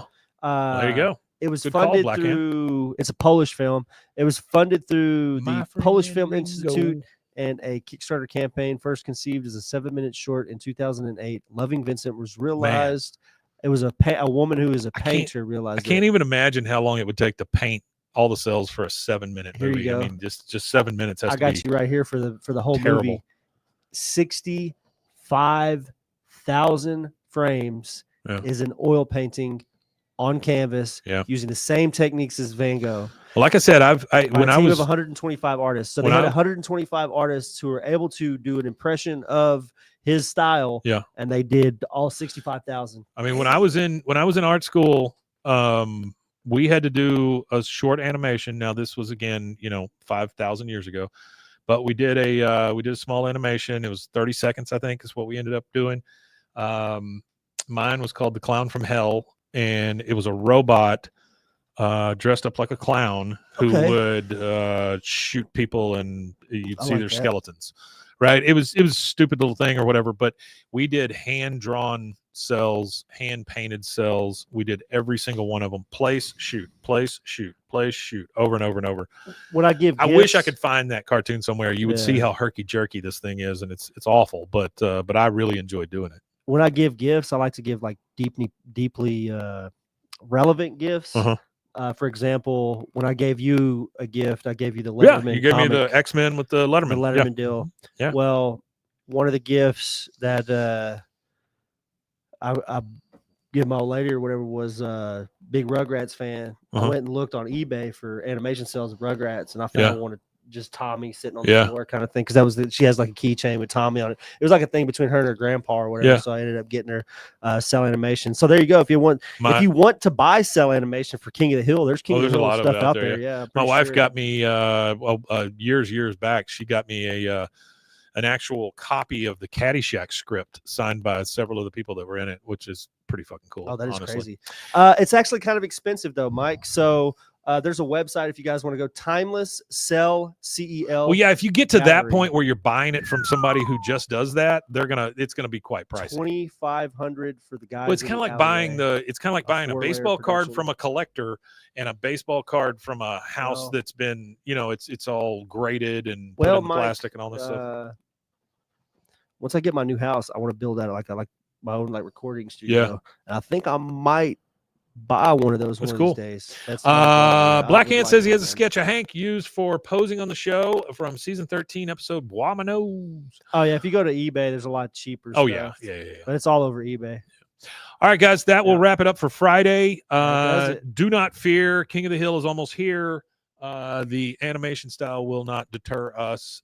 We are here for it. You want to tell them where they can find us? Yeah, you can find us at BWAAA@KOTH.com. Is that how you make an A? That's how you make an A. Yeah, and that's it.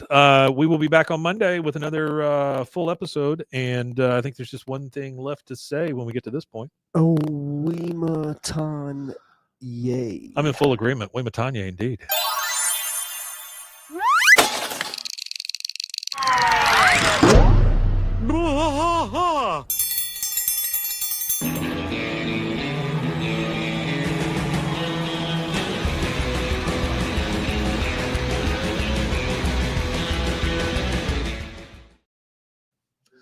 All right, guys. Thanks for being here. We really appreciate it. Hope you have a lovely week. Yeah, everybody on the live stream, appreciate you. Yep. Thank you, guys. We will see you down the road. Oh, somebody put some in. We'll see you shortly. Thanks, Evil Ringo. Appreciate it. Thanks, Back Ant. Thanks, Artie, as always. Thanks, Luke. Thanks, TikTok. Well, TikTok. Trey. Thanks, Artie again. Can't thank Artie enough. Thanks, Jay. Artie's the man. I think that's it. If I missed you, I am not missing you on purpose, but we'll see you guys again soon. All right, bye. Real soon. And in that, there we go.